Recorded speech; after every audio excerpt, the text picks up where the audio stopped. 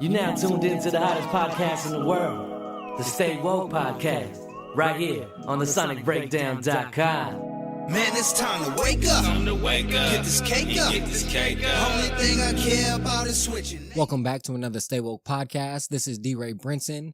And you know the Stay Woke Podcast is presented by the SonicBreakdown.com. So all my woke folks, you know you should go check out the articles and the reviews that we have on the SonicBreakdown.com. Today, we're going to bring a new segment that we haven't done before.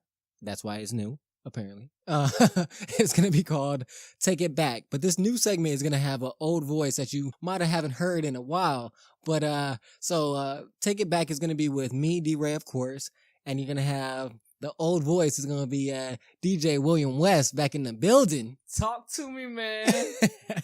So D-Ray to holla at me, man. So you know we had to bring him back. We had to bring him back in for another segment. And basically let's break down what Take It Back is going to be about. So the folks out there know what this segment is. Basically it's going to be those albums that bring you back. When you listen to it, it's kind of like it takes you back to another time, another feeling, another place. The idea stems from just y'all being a fan of the podcast, the Stay Woke Podcast. It's what we kind of built the foundation on.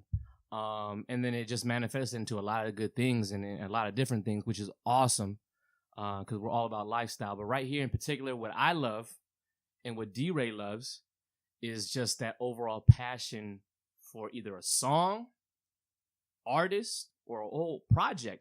And that's what this whole idea stems from.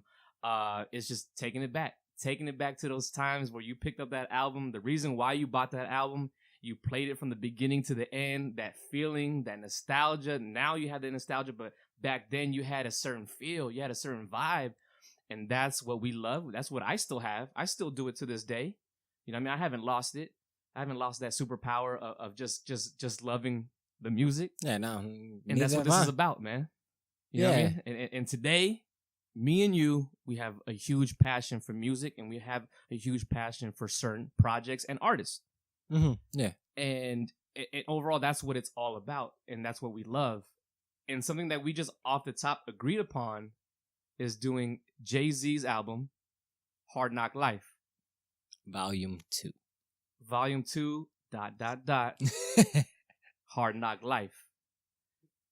That's what we're going to talk about today, man, because it's a huge album in my life.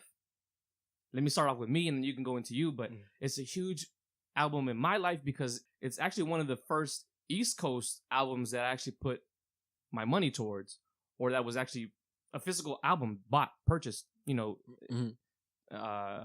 That's what it represents.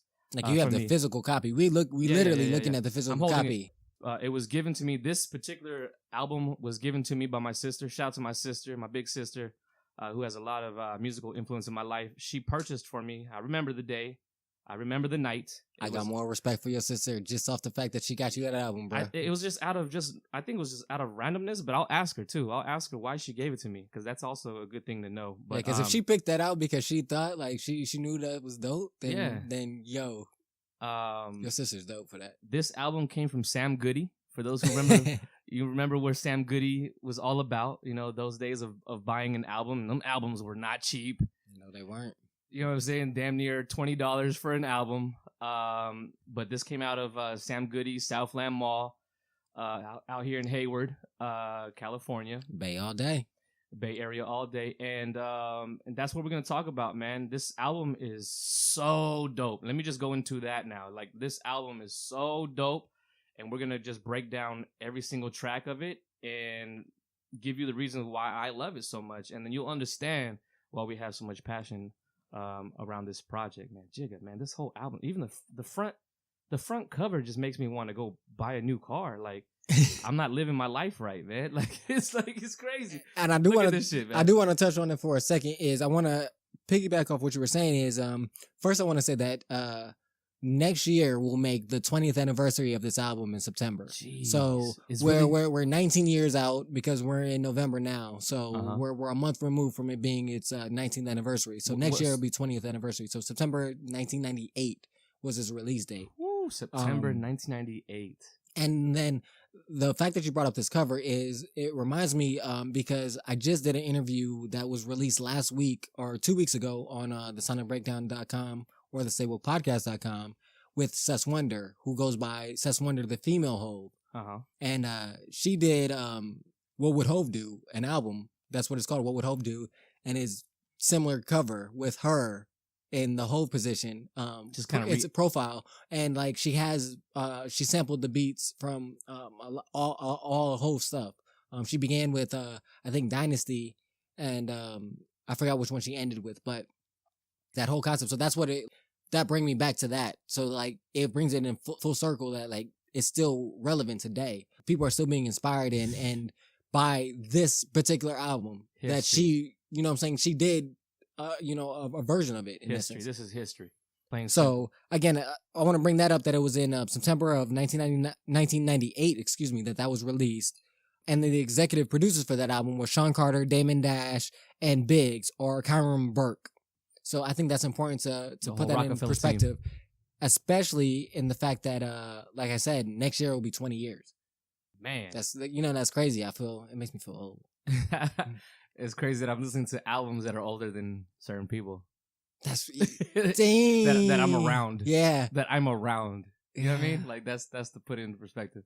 Talk to him, man. But anyways, let's get right into this album though. Let's start from the intro, man, because this album, I would have to say, Joe Budden on Everyday Struggle, they had an episode a while ago where they were talking about maybe the best intros. And for me, I'm not giving a list yet because I have to really think about that. But if I had to take a guess, this would probably be in the top 5 intros. I told you. I already told you. Like, I said, yo. Oh, and first of all, before talking about this podcast, we listened to the whole album. Let's just put that in perspective. Front to back, from every skit, from second number 0 to the end. Yeah, from 1 to the end, completely. So I told you. Once I pressed play, I said, "Yo, this has to be the best intro of all time." Talk to him. See, for me, I can't go there yet, cause I know there's an intro out there that I'm I'm not getting into, but I feel like I can definitively say, and having no qualms, no concerns that this at least would be in the top 5 of intros. Just the fact of just the intimate feeling that you get from the stripped down production to the older elderly voice of like wisdom being spoken to you, and it's not like he's instructing you, like he's telling you what to do. It's more like having a conversation, like it's that OG that you respect, that you go to, and when he tells you something, you like, because he's not expecting you to take it. Like he's just putting it out there. If you take it, you take it. If you don't, you don't. But it's given in that way where like, I'm gonna take it. I'm gonna take this advice. And then Bleak. That's all I gotta say. This first track, again, we're talking about the intro. The first track, I remember I'm listening to this whole album and I'm just chilling in my bed. I had a bunk bed at the time. And I was staring up and just listening to this song.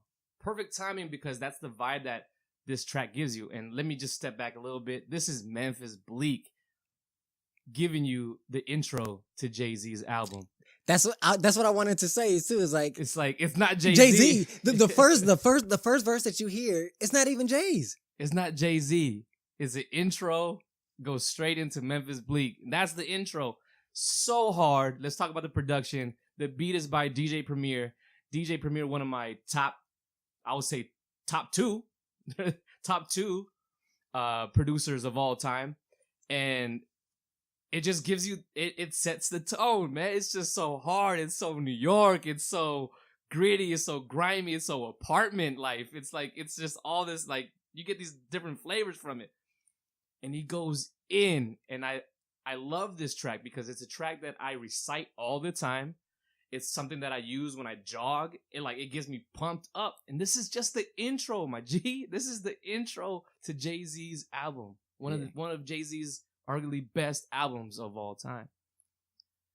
But again, I just want to go back to the fact that the thing that gets you pumped is the production and Bleak's verse. Delivery. But it's not his album though. It's not. Like, that's the crazy, and we still respect it though. And it's not even the intro to Memphis Bleak. We've been knowing Memphis Bleak before this time. Like he was already in the picture, and this is nothing new. Like that's not a new. No, it's not like an up and coming. Like, well, it is an up and coming artist, but it's not. Yeah. It's not a brand new, fresh off the scene artist. So that to me, that's crazy. But I want to touch on, like, the fact that in the album or in that intro, it touches on the promise of Bleak. Yeah. On that he's the next Jay-Z, that he's the next Upcoming. And then, which is huge. Because that's the feeling that I had. Honestly, that's the feeling I had when I heard this album, because we talked about it as well. We'll get to a little bit later about Coming of Age. Yeah. That was really like one of the first tracks that I was like, oh shit. I was like, damn. I was like, oh, for reals. They're serious about this. Bleak is the next Hope. Like, and I told you, I don't know if it was promoted that way, if it was marketed that way, or it's just that vibe that you got from when you listened to Bleak, or you knew where Bleak's position was. But I always had that idea, like, yo, he's the next Jigga. He's the next Jigga. Like, he's the right-hand man. No one else. No one else is the right-hand man to take that torch from Jigga, from Jay-Z. Nobody had the swag. Nobody had the style. Nobody had the lyrical content. There was a lot of people that had one of the components, but nobody had all of the components. And it felt like Bleak was that one. It felt, to be real, it felt like Bleak was the Hank Gathers of, Hank Gathers was supposed to be the next MJ. Has anybody asked Jigga?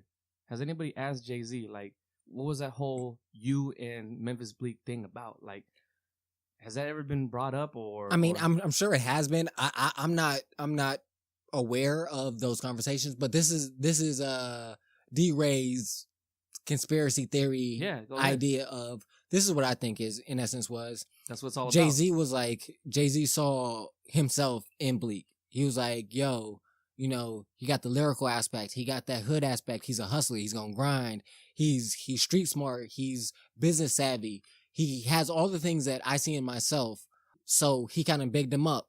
And with that, and he still is. Yeah, and he still bigs him up. Like he said in the Black Album, what he say? I forgot the line. Basically saying that, if I die, Bleak will be living good somewhere. Something like that. I think it was on the Black Album. I'm saying still about Memphis Bleak too. He's still. Don't think he's just because he's out of the scene, he's not in the spotlight, that he's still working. Like, he's still hustling. He's still got his own business on the side too. That's what he's made his money and he's invested. Is what I'm trying to say. He's doing that. Yeah. So, but basically, what I was saying is like that by Jay-Z bigging him up so much, and it's like it would be like if MJ said to somebody else, "Oh, they're gonna be just like me." There's so much anticipation, so much expectation that it's like you have to be fucking amazing to live up to that expectation. You know what I'm saying? Like, we've been waiting for the next Michael Jordan for a long time. They say LeBron is the Kobe and LeBron are the next closest things to it, but they still don't say that they are that. And you know what I'm saying? How many people have come after Michael Jordan saying with that title, LeBron is the closest thing that had that expectation and lived up to the expectation. So that's what I'm saying, is like, it takes somebody great. And I think that's what hindered Bleak's. There was so much buzz around it that he couldn't live up to it, because no matter how great he was, because people sleep on Bleak. Bleak had bars, bro. Like, Bleak had those bars. But if you're saying that you're the greatest, like, you know what I'm saying? Like, some expectations you can't live up to, no matter how good you are. The only person that I thought and I believe was the next Jordan, and it was in that time, was Pippen. Same team, same squad, and he got outshined. Influence. And actually, that's an even better example, is because I didn't. No one thought about who's going to be the next Jordan was Hove. Yeah, Jordan's Hove, and Bleak was coming up next to Hove, and that aura outshined his aura, even though, because people still sleep on Pippen. Pippen was nice. A beast. We bring that up. Stop. We brought that up on podcast before. Pippen was nice. If you sleeping on Pippen, you tripping. Like, Pippen would give people the business now, like on some real shit. Like, people still talk about. Yeah. You get it. Yeah. So like that's what I think about what happened with Bleak. But that also brings up another thing that I wanted to bring up is, do you think that changed how Hove approached up-and-coming artists like Cole, for instance, based on what he saw what happened with Bleak. Good theory, man, because a lot of people after that whole kind of era, he was never vouching. Mm-hmm. He was never reaching out and saying publicly, even on records, recorded records, saying that you the next one or you're under my wing. That there was an end to that. That doesn't exist anymore. And to be honest with you, I don't know the exact answer to that question, but I can say that's the vibe I get. Like, you know, just like as you grow and you learn things, you touch the iron when the iron's hot, and you put your fingers back and you're like, yo, that's hot. Same thing right here. You don't mess with that, and you don't put that pressure, or you don't even just put that out there. You just let shit grow organically. And I think that's what Jigga did, in my belief, that he doesn't do that anymore, and he wouldn't want to overshadow somebody ever again. What I would say is, I think he did learn with Bleak, and so that's why he didn't approach that same way with Cole. But what I will say is, I feel like that has changed somewhat, because I think he's learned. I think he's learned. I think he took the experience from from Bleak, like I said, and he went to the extreme. So like, he didn't shout out Cole at all. Like, he gave you features. He lets your bars and your lyrics do the talking. He's like, and didn't, validate or deny Cole at all. He just was like, you speak for yourself. But now what I'm seeing, I think then he learned from that lesson and was like, well, that kind of hurt Cole. Like, Cole could have been popping bigger than he is now earlier if I gave him a little bit of validation. Mm-hmm. And so I think that's what because recently with Vic Mensa's last album, oh my gosh, it's running a blank to me. Oh, the autobiography. Thank you. The autobiography that was released this year. Hove was saying, like, this is a really good album, basically. Like, this is a really good album. I stand behind this. But he tempered it by saying, like, he's like, nah, like with this one, he was like, Bleak is the next dude. You're just saying, no, this is good. with Vic Mensa, he's like, this is good. I'll let you judge and determine on the pantheon on which it stands. That's control, Jay-Z. You know what I'm saying? Control. Like, he's learning, like, he learned from both of those experiences, and I think that's how he tempered his reaction to Vic Mensa's, because Vic Mensa is signed the title on Rock Nation and all that, so he has an influence. Who isn't? And Vic Mensa, I believe Vic Mensa is a beast. I think that's a really good album. Check out the podcast that I did about that album. I think it's really good. Let's kind of segue out of Bleak and go more towards this album. Jesus, that was just the first track. Yeah, that's the first track. That shows you how deep that shit is. That's just the intro. Number 2 track, Hard Knock Life. I love it. The ghetto anthem. The ghetto anthem. You don't love it as much as I love it. I love it. Oh, let's go back, because you shouldn't put me out there like that, man. I like the track, but what I will say is, when I initially heard it, I just thought it was very commercial to me. It was, because it was of the sound, and that's what I'll say is, the sound was so commercial that it turned me off to the song. But going back and re-listening to it over and over now, like I said when we were listening to it today, I was like, as commercial as it sounds, he's talking that shit. Oh, yeah. The sound was so commercial to me that it turned me off to, like, I didn't even really, I feel like, absorb the words. But re-listening to it over, and even prior to now, I realized that, like, the words he's saying in that, like, he's talking that hood shit, like, I still have a hard time, I'm still thinking, like, how'd they get that on the radio? Even the edited version, like, what he's saying, even taking out the cuss words, he's talking that hood shit. And this is a perfect time for me to say you that Jay-Z's been on his shit. He's been on that grown man gangster shit consistently since day one, his first album. And this track embodies that, that flow, that version of Jay-Z. Because there's a version that we all have of Jay-Z, but that version of Jay-Z, businessman. And you get that feeling that he's a businessman, still living in the hood, and then barely moved out of the hood type of feel. Like, you know what I mean? Like, yeah, he's still connected. He's still connected, man. Driving a Bentley through Marcy Projects. Like, you get that feel from this track. And I've been telling people that this is the reason why I'm connected to Jay-Z so much. more importantly, this album so much is because he's been on that teaching you business and teaching you how to get out of your situation shit since day one. And I said it again. I'm going to say it again. Jay-Z's been 40 years old. He's been 40 years old since his first album, since his first freestyle. His mentality's always been there. This track right here embodies that whole kind of my version of Jay-Z that I hold on to dearly. Production by 45 Kings, one of the greatest. And we're going to go into the productions too of each track. Like, it's just crazy how each track. The Annie sample on this one, yeah. Just overall, this whole album, there's so much collaborative energy and space and just sounds. There's so many different sonic properties that are it's so good. That if you just took out the sonic properties on the instrumentals and played it separately, you'd be like, there's no way this is a cohesive album. But yet it is still a cohesive album. It makes sense. Everything goes together to me. It's a hard knock life. Yeah, the Annie sample, and that's another reason that added to the commercial success of that album is just because that production everybody knows. And even if you're not sure where it came from, the play or the movie or the musical, you've heard it. You're just like, as well as, to me, the greatest thing about that sample, of them using that sample, is the fact of them taking what is considered in white society or American society or non-people of color society of, the downtrodden, somebody not getting the positives, like they say in the song, instead of getting kisses, we get kicked, getting the negative of things, but turning into a positive. How he's taking that and saying that, using that as a like it says, it's a ghetto anthem.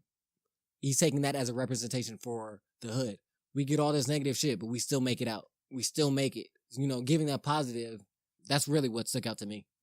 I'm a fan of just subtle knowledge and subtle marketing. Like, this album, yes, it's not upfront like that. You know what I mean? It's not upfront that just that part of the whole Annie sample. Yes, it's a old classic. It could be cheesy to some people, but like, it's just subtly there that it's not overcasting the actual theme of the song. Yeah, it's that it's sleight of hand. It's making you think this is a happy Kendrick feel good thing, but I'm giving you some real shit here. Yeah. If it's really, just enough to capture it. Yeah, if you're really listening, like he said on another podcast, I'm not gonna give them, because it could have been poppy. It could have been one way. It could have been super poppy because of this sample, or far the other way. Exactly. Yeah. And it's just right in that middle where like it's just barely there, and you're captured. You're in tune, and you are paying attention to every single line that Jigga spits. Yeah, one of the lines that I wanted to highlight from that was when he's like, when my situation is improving, I'm trying to murder everything moving. Feel me? Like, just that idea of, that idea of I'm trying to prosper, I'm trying to improve my situation, and kind of justifying my actions. When you look at a situation, if you see a man stealing food, your first instinct is, oh, he's stealing. But then if you follow him a little bit more, you might find out that he's stealing that food to feed his kids. He's not even eating that food. He's giving it to kids, and it might not even be his kids. You know what I'm saying? But that changes your idea of who that person is, because you know more about him. So like, I just think that whole concept of, like, that is why people gravitate to Jay-Z so much, and why this track is highlighted and praised as much as it is. What's that line? I'm gonna be on top whether I perform or not. I went from lukewarm to hot. Sleeping on tours and cots. Come on, man. So yeah, come on, man. But we can spend all day on each of these tracks. So we gotta keep it moving. I went from lukewarm to hot. I went from lukewarm to hot. Man, it's just the cadence of that shit. Let's move on to the next track. If I Should Die. Don't cry, man. I did songs with Mary J. Blige, my nigga. Come on, man. Man. Production by Swiss Beats, of course. Swiss Beats on that album. On that track. If I Should Die, featuring the Ranjas. One of the lines that that instantly takes me to for this track is, if it's heaven to me, is it considered heavenly? That really stuck out to me because like it's the idea of, and again, like for me, like when I see things, I break it down to like different things, and this one for me was more of a philosophical type of question. Is like that idea of, if it's good to me, does that mean that it's actually good? Because like, you know, you can take it in many different forms of like, even on like vices, like people like alcohol, people like drugs, but you know, there's a limit. Like you take it too far and it's not, you know, you can die, like, you know, things of that nature. Like, so where is the boundaries? What are those points? And who is determining that? Who's to say that? Because that's just the judging eye. Exactly. The judging eye. Like, just to me, like that just that line says so much. And it's only what, a few words. Yeah. It's like 9 words there. Yeah. Damn it, man. It says so much, and it just, to me, it shows to the fact of his intelligence, and you know, of these artists that people consider rap and hip hop, you know, a dumb art, or you know, doesn't take much skill or intellect, but they talking about philosophical terms, philosophical ideas, you know, societal issues, but and they're breaking it down, and just even the title, "If I Should Die," you know, like you said, if I should die, don't mourn, my nigga, like. That idea of that I live on, that like you want to do something that carries on further than your actual life, you know, leaving legacies. And that's what the theme of this whole song is right there on all of the verses. Mm-hmm. Like it's leaving a legacy for your kids, that type of flow. For everybody who's listening, that type of flow. Like it's just a passing on. And if I should die, you're like, there's just a whole bunch of knowledge in this track. I love it. It's a jewel. And again, this whole album you can listen through from top to bottom. Yeah. Man, the beat, Swiss Beats, kills it. Yeah, it's definitely all verses from each person, 3 people that are participating in this track bodied it. It's just that they actually keep that theme in that track. And let's compare that to tracks nowadays where you can't get somebody to rap one bar to go with the theme of the track, the title of the track. Yeah, there's no consistent concept or theme. No, not at all. That's what I love. That's what I gravitate to. Like, if you have a theme, cool, I'm gonna rock with it. J. Cole has a theme, I'm gonna rock with it. Like, let's go. Take me there. And this, you just brought up J. Cole. This kind of reminds me of J. Cole's Immortal off of For Your Eyes Only. Exactly. That same idea, same thing. Keeping your legacy on, you're just extending you from the physical form. Everything, like we live on, all of that. What's next? We got Ride or Die. Oh man! And the first thing I got to bring about Ride or Die is the fact that it was produced by Stevie J.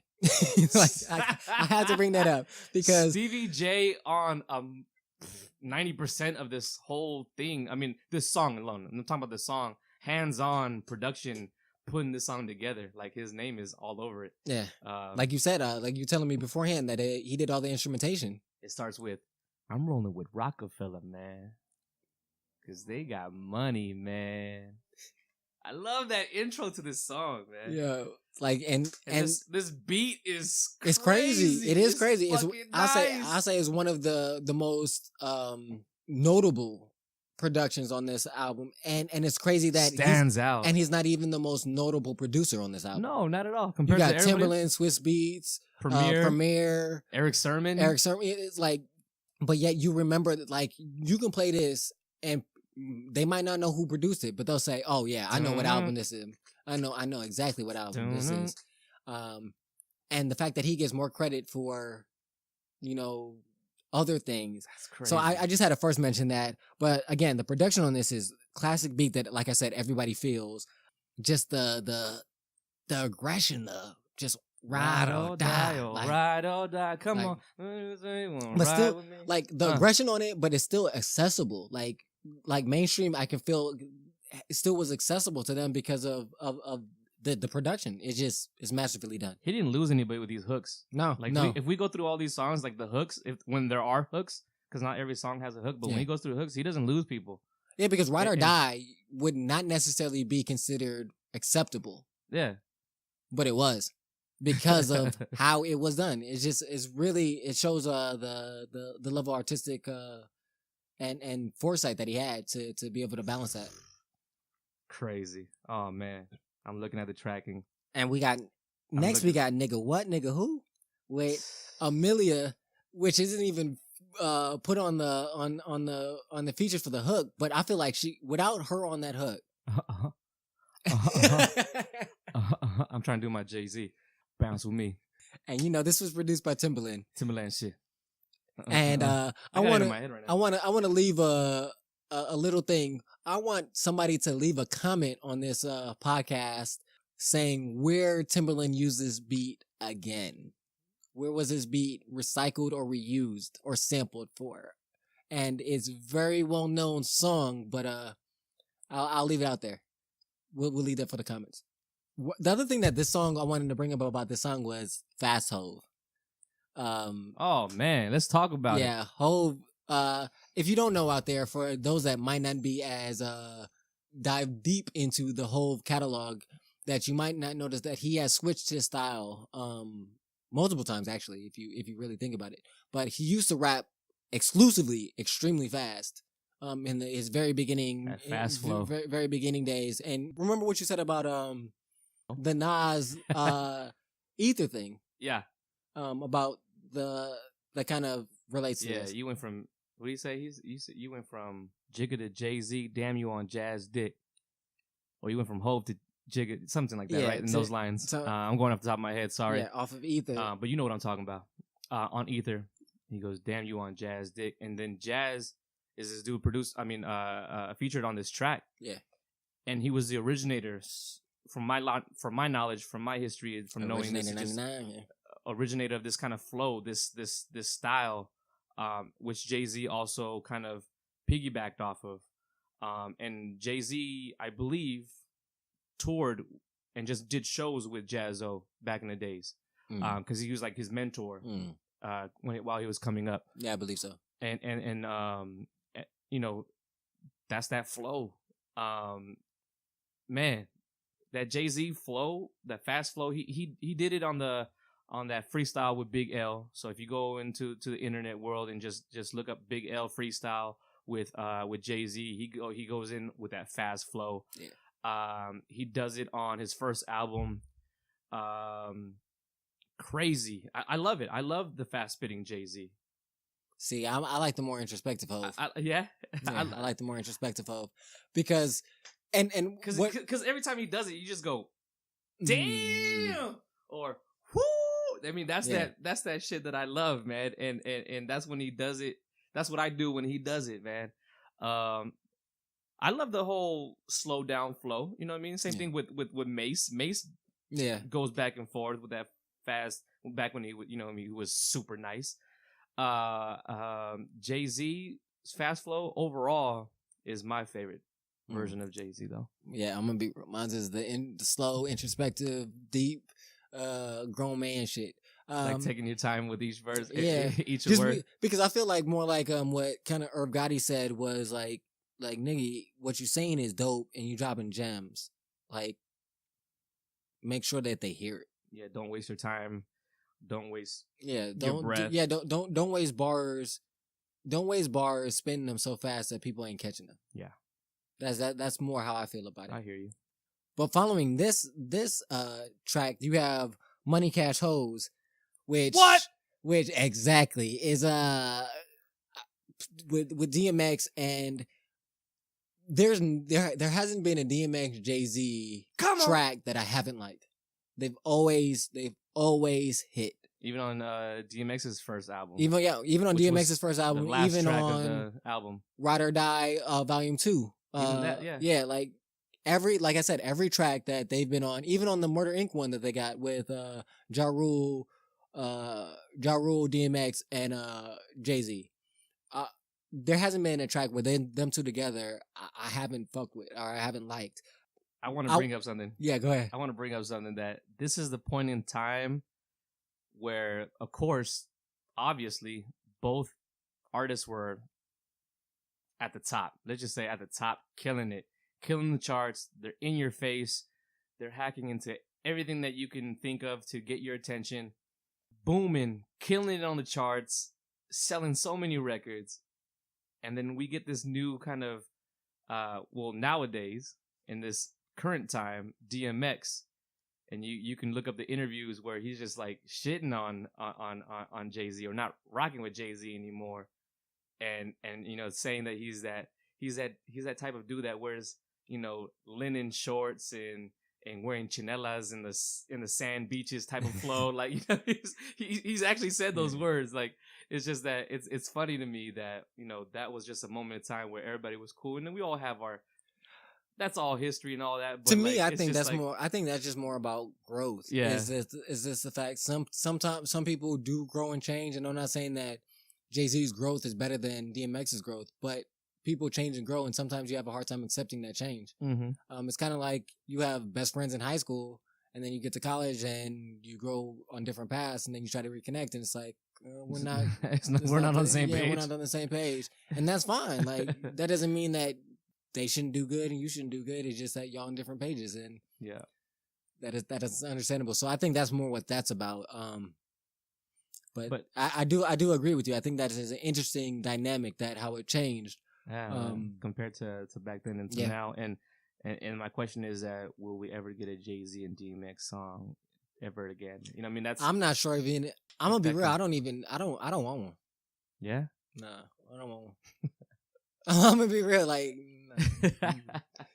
and I'm probably gonna get killed in my mentions for that. But hey, it is what it is. Don't get it wrong. That. Don't get it wrong. Don't get it fucked up. I still fuck with DMX and I still fuck with Jay-Z. But I just let us know what you think about that. I don't. Yeah. Would that be dope? But, I want to ask you, before we move on to the next track, I want to ask you in this regard, do you think that DMX killed Jay-Z on this one like I think Eminem killed Jay-Z on Renegade? On this one, it's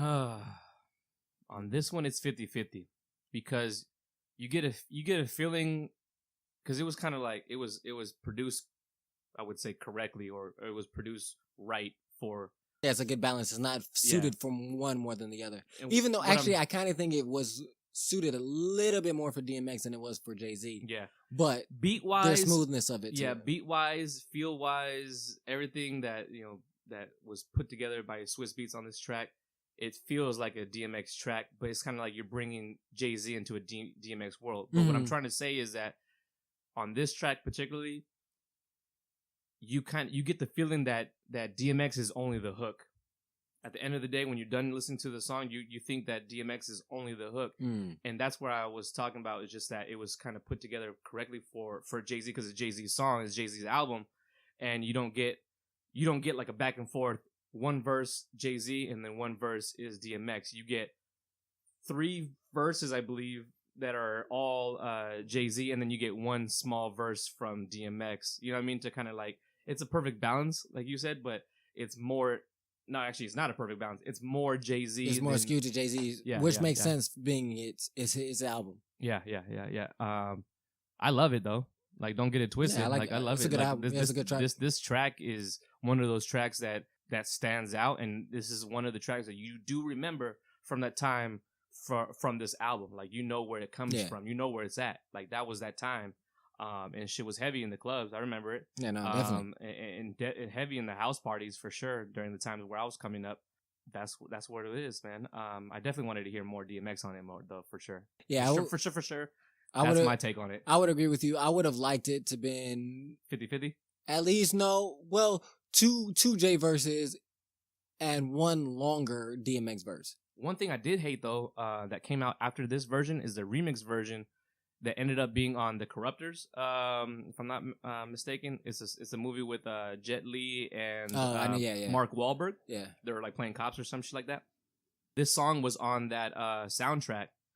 Back to the times where actually soundtracks were super dope too. Yeah, we're popping. Yeah, shit. But the remix to this song has just a small snippet of the hook from this song, but they don't have DMX on it. It's Jay-Z, Memphis Bleak, and Beanie Siegel. and that was actually pushed as. I'm sure I've heard it, but I don't remember. I don't remember their verses. You can try to look for the original version online, but it seems like a lot of Jay-Z's. He's taking he's taking it off, and it's only available on Tidal. All of his content is just like you can tell, like it's super like. Yeah, he put it. It's all on Tidal. Yeah. Well, like they re-released some of it now back on Apple. On Vivo, you have some shit, but like I would say like the big hits that he has out there. But like if you try to find these little album cuts, like it's tough, man. It was tough trying to do my research because I was like, fuck, you can tell that everything is going to Tidal. yeah. He's liking that shit up. I ain't mad at you, Jigga. Get your money on. Man. Get your money. The next track is the free internet is not for everybody. That's right.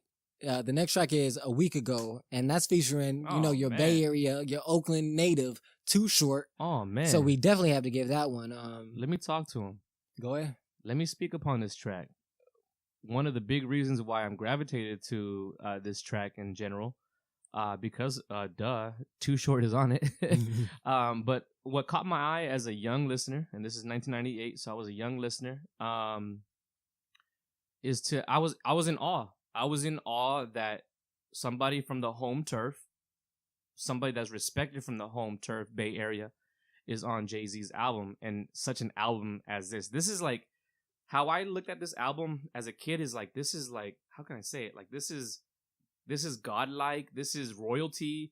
This is, this is millionaire boy status. Like this is like that. This is that album, right? That upper echelon, that top tier. That Diddy, that Jay-Z, like these fools were already talking about it, and this is only his third album.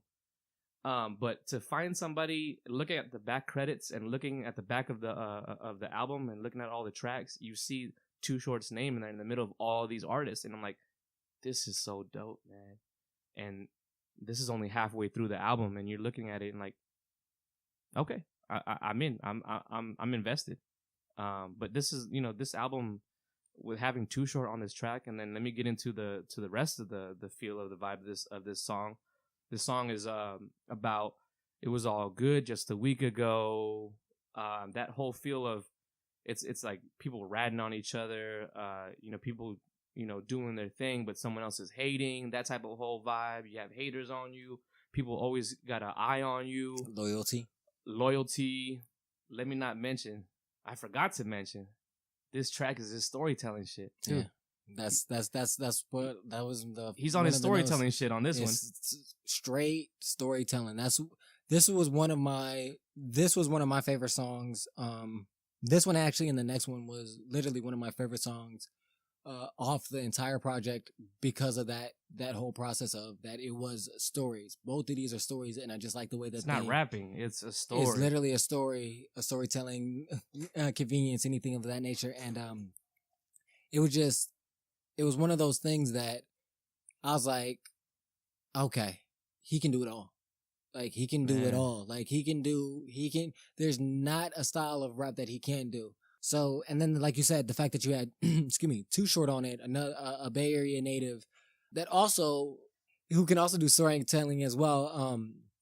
That was also highlighted on this track as well. And then one of the lines that really, really, resonated and stuck out to me was, you still in jail, just minus the bars. Just that idea of of, again, going back to, it's about mentality of like, when Jay said it a while ago of, like I said before, of, I've been saying this stuff. I've been saying, that it's a mentality. It's about how you view yourself, how you see yourself, how hard you grind. Like, there's a lot of things that are in your control. He has been saying it, and this is just a line that's evidence of that. You're still in jail, just minus the bars. He's basically saying that you're jailing yourself. You're pigeonholing yourself. You're not allowing yourself to live up to the full potential that you could be. But again, that's just something that I took from this album. Or this track, rather. You rat bastards! That's what he said at the end. Yeah, so, like, I just, like, again, the storytelling is on par. Again, this was a really, really well done track. That resonated with me. Like I said, it's one of my favorite tracks of this entire album. If you follow this with Coming of Age, with Memphis Bleak, again, when I first heard this song, Coming of Age, that's when I was like, because I heard this song before I heard the intro. So I was like, oh, this is when I got that feeling of, damn, Bleak might actually be the next Hove. Like I get the intro now. Like this is what made me say, I get what they're saying in the intro. Back-to-back storytelling songs. Yeah. So it's back-to-back storytelling songs. That's but dope. but That's different. dope. I like the fact that in the first one it's more of, Jay kind of giving a bit one side of the picture, and then Too Short giving a different side, where this one is Bleak and Jay-Z giving both the same side of the story but from different perspectives. Yeah. And same then, moment of time and then different views. they're getting to the same point at the end at Yeah. the same, like it's just crazy how they get to the same understanding at the same time. It's like, nigga, you just like me. We the same. Yeah. And that's what I'm going to touch upon is that while we were listening to this whole album and then we captured this moment, this song, it starts off with these two people, Jay-Z and Memphis Bleak, not knowing each other and kind of looking at each other, or living their lives, basically, like living their lives, nonchalantly and not knowing each other, not considering it. And then in the middle of it is kind of like, okay, cool, they're paying attention to each other. They're competition. Essence, yeah. And then at the end, it ends up being, like, we're together, we're a team. You my dude, I got your back. I got love for you. I'll kill for you. Like, it's crazy, like, how it just goes through that whole time. And it's just a back and forth flow. That back and forth flow is definitely needed nowadays. But this is like, this is like one of like the... Like Bleak said, I'm killing your crew. Yeah. Man, it's like one of the best back and forth songs. Plus, it's a storytelling song in the middle of all that. Yeah. What I would say is, this track reminds me, now that we're talking about it, it brings me back to, and that's what I love about music and I love about hip hop and how it can take you, like, this is an older track that can take you to something now, and that how something now can take you to something before. The back and forth that we were just talking about with Bleak and Jay-Z on this track made me think of the back and forth that we get with Run the Jewels with Killer Mike and LP.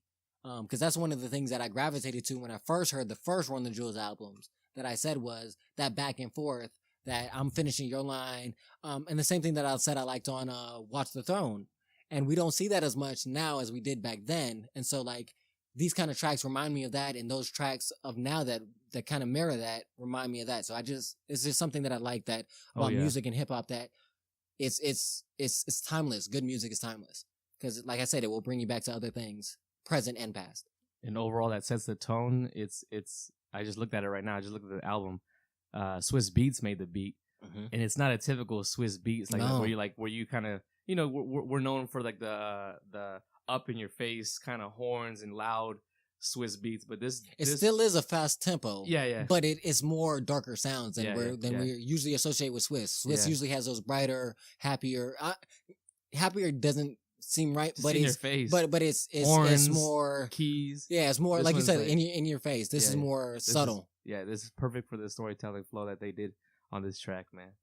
And then they followed that song up with Can I Get A? Damn. So you follow that what? Still faster tempo with a little bit darker sounding to still fast tempo with more lighter sound with Amelia Ja Rule, produced by Irv Gotti. Can I get a fuck you? And then the thing that you brought up that I didn't even notice until you brought it up, but then I thought about it, that you were right about the difference in the radio version versus the edited versus the unedited version, not just in the content, but into the sounds and the sonic properties. Yeah, man. Shout out to my boy DJ Rob Stevens. He brought it up, and just recently because I was just playing it in the car, and he just told me, he's like, yo, do you just notice that like the album version is actually a lot more subtle, more calm, and just chill?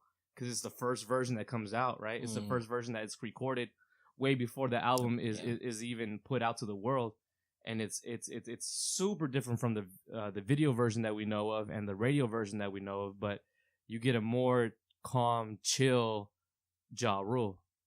And then you listen to the clean version, the radio version, and you got more of a pumped and, he's in your face and way more aggressive sounding, way more aggressive feeling than the studio version, where it is more chill. Yeah, it just shows you how much goes into determining music than just what the artists and what the producers feel. Which ended up being on the Rush Hour 2 soundtrack. Yep. That soundtrack is one of the greatest soundtracks I've ever owned and whenever I've ever purchased. That shit is so dope. There's so many gems on that album. You need to get that shit for sure. But yeah, that's just to throw out some. Yeah, we might have to do a soundtrack podcast. Let us know if you think we should do that one. A soundtrack. Yeah, soundtracks episode. were good, man. Soundtracks were dope. Around that time, man. Yeah. So I want to say definitely give Irv Gotti a shout out because I don't think he gets enough shout out for his production skills. On that beat. That production was quite nice. Irv Gotti. And then Murder Inc. Following that, you got Paper Chase. Woo, produced by Timbaland. Timbaland, the king forever. Yeah, I can't wait to see that Timbaland Swiss Beats battle. Oh man, the beat battle. Yeah, they're supposed to have it. We just waiting. But the thing on this that stuck out to me was Foxy Brown. One thing that I remember. Let's talk about Foxy Brown. Foxy Brown, man. The one thing that I remember when I first heard this album was that Foxy was on it, and the thing that took me back was like it was like, oh damn, he knows a spitter. He knows a female spitter because he had Amelia and Foxy Brown now. And we just had a conversation about Foxy Brown over Kim, and I'm picking Foxy Brown all day, every day over Kim. Lil' Kim, man, that's on Mamas.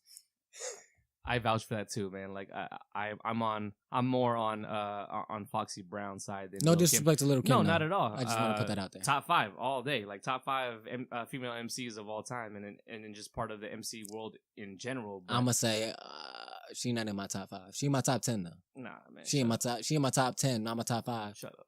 So get out my mentions. But let's talk about Foxy Brown.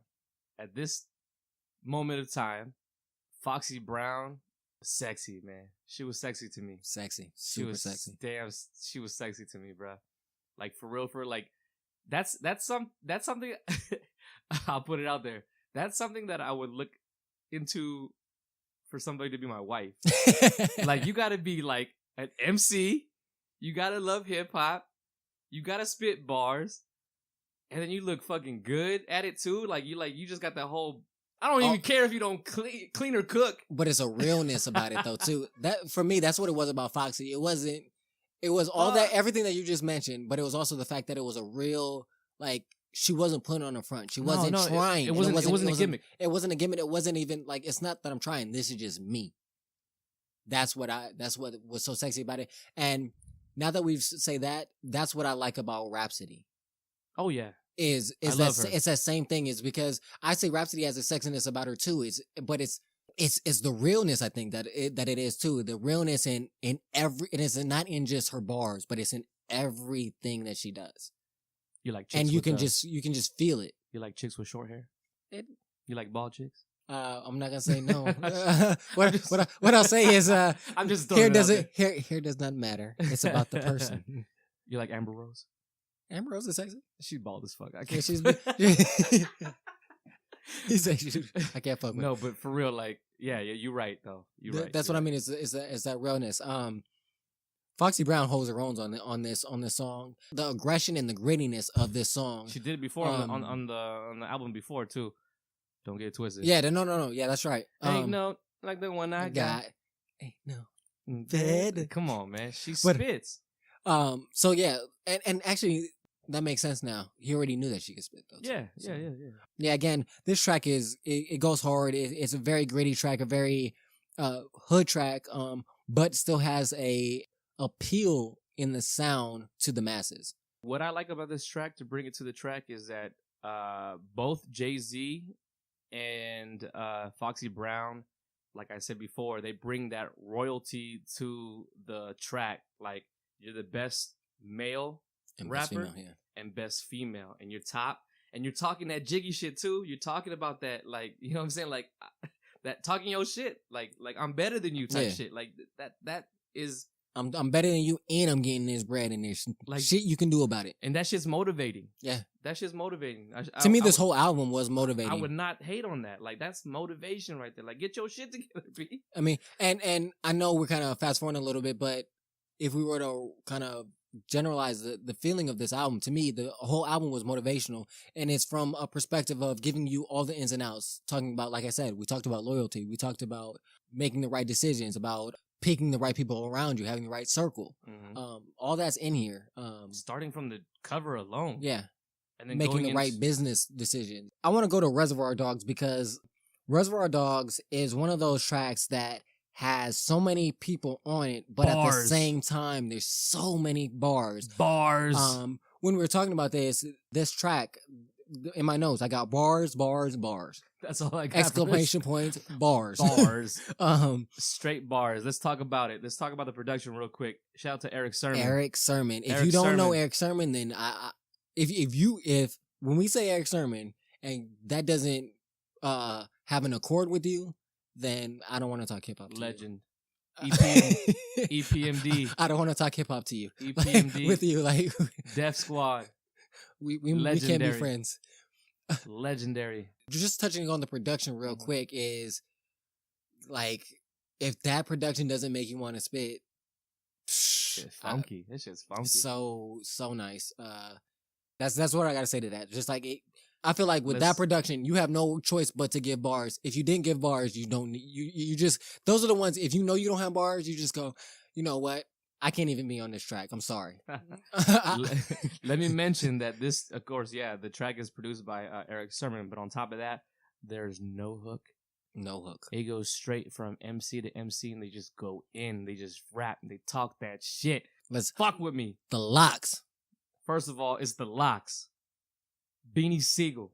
Bars. Sauce Money. Bars. All day throughout this whole track. This is one of those tracks where, like, I as you're going through the album, you go back. There's 6 people on this track if you think about it. 3 people on the Locks, Beanie Siegel, Sauce Money, and Jay-Z. Or 5 people, sorry. You press repeat for sure. It starts off with Sheik Luch. Sheik Luch is like the first one that raps on it. The Luch bodies it, and then it goes into Jada. Kiss, and then Jada Jay-Z, Kiss of Death is the last one. But this is early Beanie Siegel too. This is this is when Jay-Z brought him onto brought him around. Yeah, because before State Property. Because way before that. This is to kind of paint you a picture. Also, one of the first groups to ever put Beanie Siegel on was the Roots. The Roots put Beanie Siegel on. Yeah, Philly Love. Yeah, along with Eve too. Yeah, that's where Philly Eve Love came from. She's one of the writers and rappers on All Things Fall Apart. All Things Fall Apart, which is that song with Erykah Badu. Yeah, Eve did she did the lyrics on that track. Yeah, and that's the female. That's all Philly, vocals. And then that's when this is when you start seeing Beanie Siegel come around the Rock Nation. And everybody knows Beanie got bars. Beanie Siegel, one of my favorites. Feeling in the Air. That's one of my favorite songs from him. So overall, this is that one track. If you wanna learn how to rap, if you wanna go in with bars, if you wanna be the best that you can be, you wanna sharpen your skills. This is one of those tracks that you listen to overall to be inspired. That I would look at too for sure, because that's what I did. And you get 100% quality verse from each person on this song. And to take it full circle, this reminds me of, as we said when we were talking about it off air, the One Train song from A$AP Rocky from I think it's Long Live A$AP.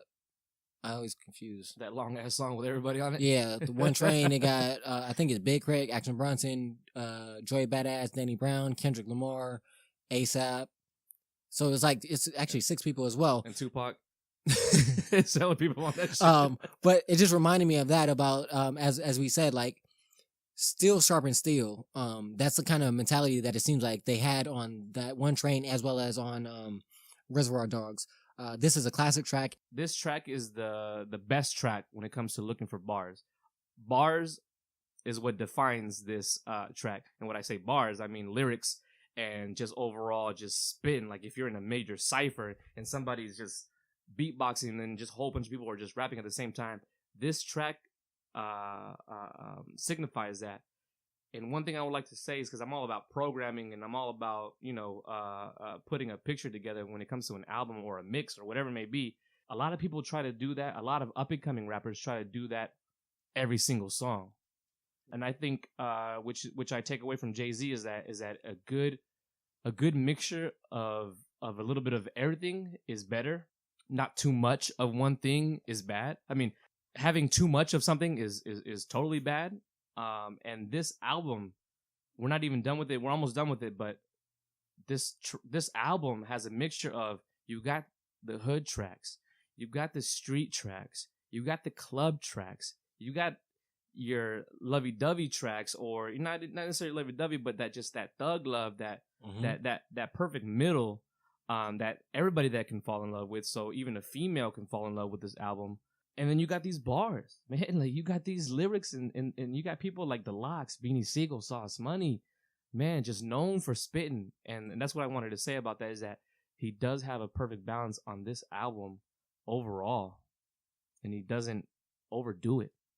No, I would definitely agree with you on that this album is very well balanced. Which is the reason why I can listen to it from the beginning skit, the intro, to all the way to the end. But I think that's something that's consistent with Jay-Z, is that he's very aware of providing a balance, that he knows that most people want an overall experience. Just like in life, you're not happy all the time, you're not sad all the time, you're not mad all the time, you're not in love all the time. You know what I'm saying? You're gonna go through a spectrum of emotions, and to encompass life, it's easier to encompass a real life if you encompass all of those different aspects of it.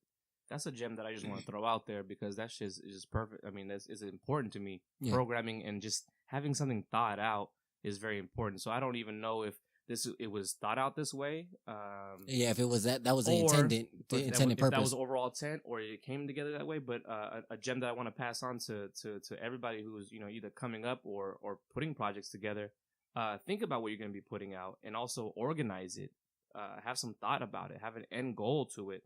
And not just be all one thing. Yeah. You know what I mean? That's just my gem to throw out there, if y'all want to listen at all.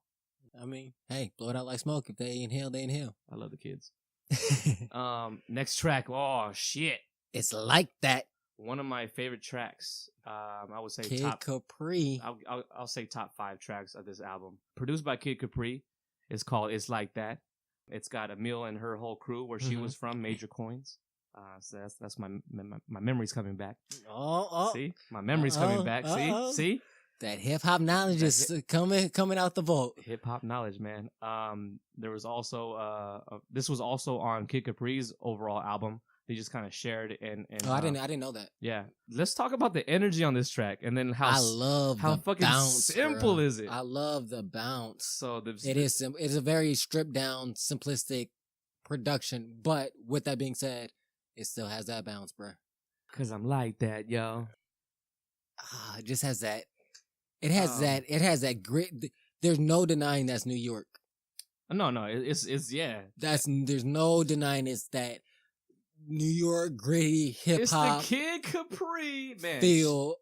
Big ups to Kid Capri on this and creating that joint, man, because it does have that New York feel. It does have that house party feel. It has that club feel, all like mixed up into one, and it's a simple beat. Let's start with the beat. But still not overwhelming. No, it's not overwhelming. It's a simple beat. You got simple drums, and you got like it goes dun dun dun. Yeah, 3 chords. Dun dun dun. Bring it back. Dun dun dun. Dun dun dun. And loop that again. And then that's loop, but then there's just so much energy around that shit. And then you it's got like that, yo. And then you got Kid Capri at the end just yelling over the track, like yo, or in the beginning of it as well. You know what I mean? It's Kid Capri and Jay-Z. And it's Jay-Z and Kid Capri. Like, it just got that energy from the beginning and then at the end. And now what you said, like what they say about jazz, and I'm not. It might have been Miles Davis. It might have been Duke Ellington. Please don't kill me for this quote. But it's internet thugs. Yeah, I know. About it's not always Nazis. It's not always the notes you play; it's the notes you don't play. Man. And so that's what this kind of simplistic production kind of gets into you, is like the fact that it's so simple. It's the fact that if he played more notes on that, it wouldn't be as great as it is. It's the fact that he's not playing notes in areas that should not have those notes. What gives it so that what brought me to that is that statement that you said about that. And this track has one of the most notable lines. One of Jay-Z's most notable lines. It's simple. I will not lose. That line right there. I will not lose. And it's not even what he said, it's how he said it. Exactly. Yeah. Like that. And he's been winning for That's a where minute. it came from. He's been winning for a minute, yo. He's been winning since his first word he spoke, man. That's what I love about him, man. And I'm not on his jock or anything, but like, there's just certain artists that I consider just quality, overall quality. And if you don't it's like, about a respect. if you Respecting don't, that hustle. Yeah, respect it. Like, if you don't like him right now, you know what I mean? Like, then all right, cool. It's gonna take you some time. Just like it took me some time. Mm-hmm. I'll be honest with you. Like, this album, it came out when I was in was it middle school? It was before high school, 1998. Like, I was listening to this and I was like, yeah, it's cool. I mean, it's not capturing me like that. And then as I got older and I started getting to high school and I started more like kind of, you know, finding myself and, you know, being more artistic and all that, I went back to this album like, yo, he's kicking that knowledge. He's wanting me to be a better person. Like, this is all the stuff that he's kicking history. And overall, like, you pick up from that. Like, that's what I took in. Like I got knowledge. Overall, I got knowledge from this album. And that was actually later in life after this album came out.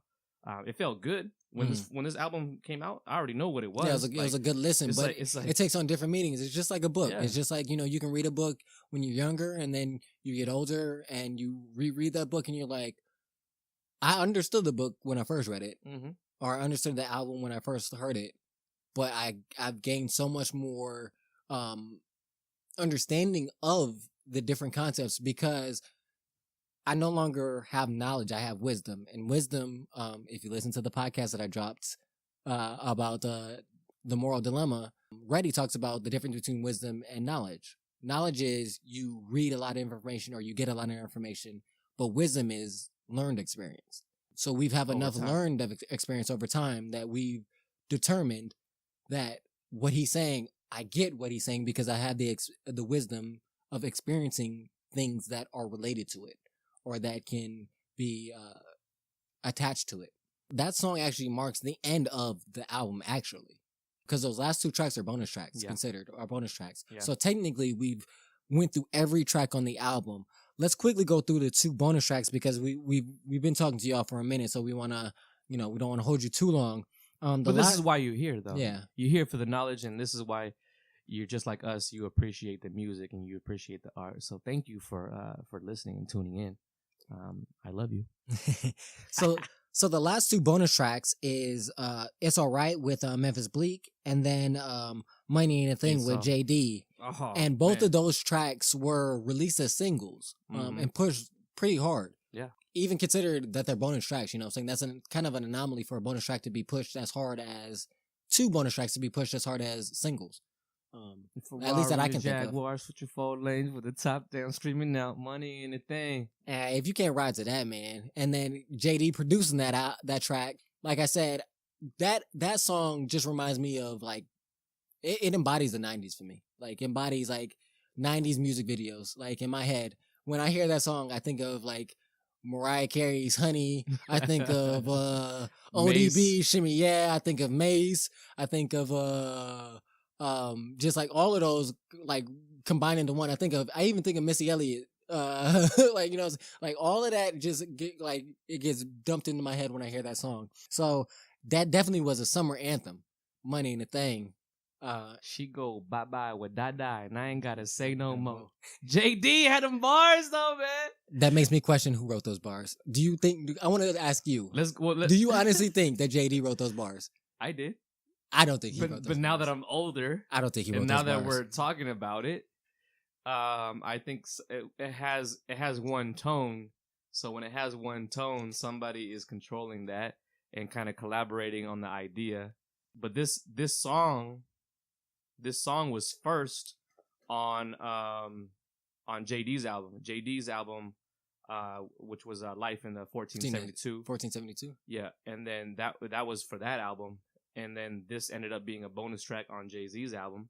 Who knows, man? I don't think he wrote those bars. I asked you, I was like, who do you think wrote everything? Is it JD that wrote everything for the whole song, or was it Jay-Z? I think Jay-Z wrote those bars. Yeah. I think Jay-Z wrote those bars. What did Jay-Z say? I have no proof. I have no evidence, but that's my guess. What did Jay-Z say? And it's on this album, The Ghost Rider. and for the right price, I can even make yo shit tighter. Ooh. Roast niggas like yo. Smoke niggas like yo. Damn it, man. Hey, that nigga bars. And then I know I kind of skipped It's Alright, but Let's start with that one, and then we'll go into the money and thing. It's Alright. To me, that was a really good single. It was a really good song. It was a really good hit. Memphis Bleak kind of stood out on that track again to me. It was a club pop-ish, more mainstream song in its sound, and it was pushed that way, and it makes sense. And I think it fit that. I believe there was a video for it too. Yeah. There was a video for it, so it was pushed as one of the singles. One of the songs that I don't really like when I first heard it, when I first had the album, it was like one of those songs I always kind of halfway skip through, and I only played it as background music, to be honest with you. But later, of course, I enjoyed it, and I appreciate it because I'm all about lyrics, I'm all about music, and it's dope. Overall, this whole album is dope from beginning to end. Again, to beginning to end. But I would say for brand new, it wasn't my favorite track. I'll say in the beginning it wasn't my favorite track, and it still isn't one of my favorite tracks. Okay. It's just it's really the production. What? It's too kind of poppy and mainstreamy for me. So that's why I really don't have much to say about this song. Like lyrically, I think they both did fine though. Damon Dash produced this. Yeah, Damon Dash produced that one. And but it's again, all right, produced by Damon Dash. But again, I don't have much to say about it. No. Yeah, like I have a neighbor. Shout out to my boy Danny D. He pushed this song like into my brain. He was like, "Yo, this is my favorite song out of all the songs in this album." And I was like, "Yo, you crazy, man? Like this song's trash." But I ended up liking it later in life. That's what we just do, right? We grow and evolve and change. And that's one thing I want to say about this album to put it out there is that a lot of the shit that I listened to and a lot of things that I grew up on were ahead of my time. So it's good to go back into some old shit. You might actually find some knowledge if you if you read Dr. Seuss all over again. You never know. Like it's just like that's real.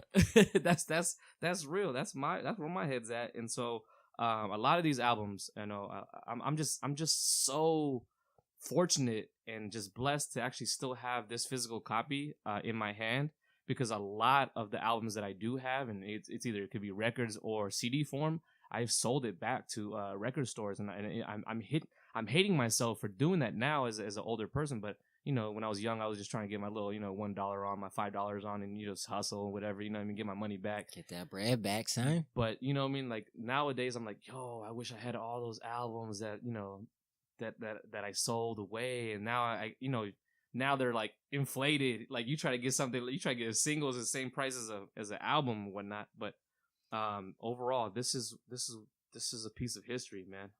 Let's talk about that last track then, man. Because I know this hits hard for me because big in the house party scene, and then big when we were doing little teen parties and going out to little clubs that were for the teens. And this song was still big, as big as Juvenile's Back That Ass Up, which was big, and everything else. Even after this, it was the whole Jay-Z and R. Kelly era.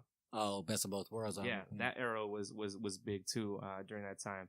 And also with Fiesta. Remember when Fiesta came out? Fiesta. After the party is the after party. Come on. After the party is after party. Come on. The party we popping Chris. And after the original is probably this. Hey. So for what I'll say is to kind of wrap this up is overall, well, to wrap up, it's Money Ain't a Thing. I thought it was a cool song. I really didn't really fuck with it because again it was similar to It's Alright. It was really mainstream for me. Mm-hmm. I didn't have a problem with it. It just that's not the song I'm going to.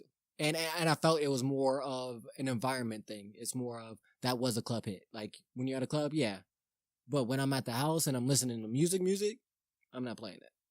That was just me. For me, it was one of those tracks where at the time I didn't have my own car. But in my mind, I was like, yo, when I get my own car, I'm bumping this. And then once you have your own car and you put that CD in and you start driving around, you start reliving that video, my G. You start reliving the box. Yep. You start, what I'm saying? Everything that you saw on the box, CMC out here locally. Yeah. See, MTV, BET. This is like before like shit was popping off on TV. Like this is like the beginning era of TV video, music videos. Yeah. Way before the internet could allow you to hop onto YouTube and see any video you want at any time you want. You had to wait. You had to At wait your until own- after school, and then you had to wait until the right time. Like, oh, please somebody call in and request that one. Please, Come please, on. please. Yes, it's there. It's there. Like Okay. that was that feeling. That's the feeling I still get. Like, oh shit, man, I remember this shit. Like, I really thought like, yo, like when I do get my car, there's a bunch of albums that I'm gonna bring back and I'm gonna put it in my car and just ride to. And I still get that feeling today. Like when I was playing it today, when I was driving around, when I was walking around, man, it's like, damn, dog, like this motivational music, man. Motivational music. You know, it's not like I'm into the flashy bling bling. There's certain things that are just out there and flashy, and it's just too out there. It's too obvious. But you know, when you're young and you look up to somebody, you know, that's just full of knowledge and just really authentically putting that shit out, and it's not a gimmick. You're not looking stupid on the internet. You're not looking stupid on TV. This shit is real. Jay-Z on the same track, two entrepreneurs on the same track at that level. And I respect it, man, and I, you know, definitely looked up to it and was motivated. Yeah.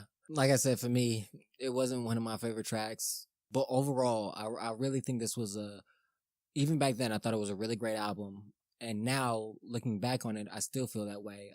I even have more respect for Jay-Z in his ability to divulge information in a way where you don't feel like you're being belittled or told or being taught. That you ain't shit. Yeah. You know, saying like, you know, you ain't shit, so let me tell you what you need to know. Versus, it's more of a like, I did it. You can do it too. Like he says, follow me. Like big homie, like more like a big homie. Like I'm not telling you what to do, bro. I'm showing you what I did and what worked for me and what didn't work for me. And when you give it like that, or as in the way that I bring up often with Kendrick Lamar, how he says that his dad kind of gave him information. He's like, my dad would, like I said earlier about, you know, put that information out in the air. If you took it, you took it. If you didn't, if you chose to inhale, you chose to inhale. It's on you. And I tend to gravitate to that kind of information more because I feel allow the choice to be yours to take that information. So I really appreciate Jay-Z for doing that and staying consistent and continuously putting out good work in that regard. We've seen others, he's been doing what you're exactly explaining right now since the beginning. Bring that back, like he's been doing that. He hasn't been belittling his people, his listeners. He's telling people real life story that this is what I do, this is what I've done. There's certain things that I'm not proud of what I've done back in the days, but you know, you live and you learn. And at the same time, when he's up here, when he's talking from Jay-Z as the billionaire big dog that he is, he's always been like, yo, like I've done it, you can do it too. Rock with me or not. Yeah. I'm not gonna force you. I'm not gonna push it on you. So I think that's important to say as well. That's big, man. That's really big. I want to say again, thank you to everybody out here that's listening, that listened to this Take It Back with D-Ray and DJ William West. Definitely check out our Instagrams. Shout out your Instagram, man. Yeah, man. It's @_MRWES, Mr. West. So definitely go follow him on Instagram. Follow us at the Sonic Breakdown or at Stay Woke Podcast with D-Ray. So follow us on Instagram, Facebook, Tumblr, Twitter, all of that. Leave us comments, leave us likes. Tell us what albums you think we should bring back. We have a list. I think we have a running list right now. It's at least at like 10 or 12 maybe. Yeah, but throw them throw them out at us. I'll throw out a couple that we have on the, actually, I take that back. Teaser. So yeah, hit us with your list. Tell us what you think we should throw back. Tell us what you think about this album. What emotions, thoughts, feelings that it evokes with you. Definitely check out our YouTube page, The Sonic Breakdown, as well. And we'll have this up on there as well. So check that out. And of course, you know our motto. Live, listen to some great music, and above all, love more. I want to say thanks again to DJ William West for coming out on another episode of the Stay Woke podcast. I appreciate that, bro. Yeah. Keep me around. And we definitely going to hit you with another Take It Back. So, we out.